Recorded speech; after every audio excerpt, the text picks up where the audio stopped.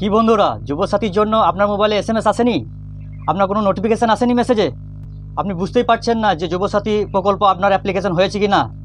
তাহলে আজই দেখে নেন আপনার হাতে থাকা মোবাইল থেকেই যে আপনার যুবসাথী হয়েছে কি না।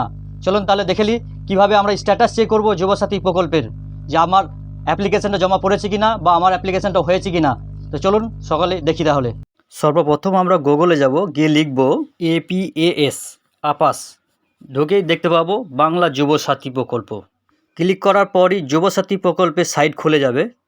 এখানে ক্লিক টু অ্যাপ্লাই ক্লিক করব। এরপরে চেক স্ট্যাটাসে ক্লিক করবে। তারপরে এরকম একটা ইন্টারফেস আসবে, এখানে মোবাইল নাম্বার দেবেন, ভেরিফাই করবেন। তারপর দেখেন এরকম দেখাবে আপনার সাকসেসফুল অ্যাপ্লিকেশন নাম্বারটা। এটা কিন্তু শুধুমাত্র তাদের দেখাবে যারা অনলাইনে করেছে। কিন্তু আপনি যদি অফলাইনে করে থাকেন তাহলে ওইটি আগে রেজিস্ট্রেশন হবে, তারপর আপনি স্ট্যাটাস চেক করতে পারবেন। কিন্তু এখন আপনার দেখাবে না, যেহেতু আপনি অফলাইনে করে রেখেছেন। তাই অনলাইনে যারা করেছে শুধুমাত্র তাদেরগুলোই দেখাবে এখন।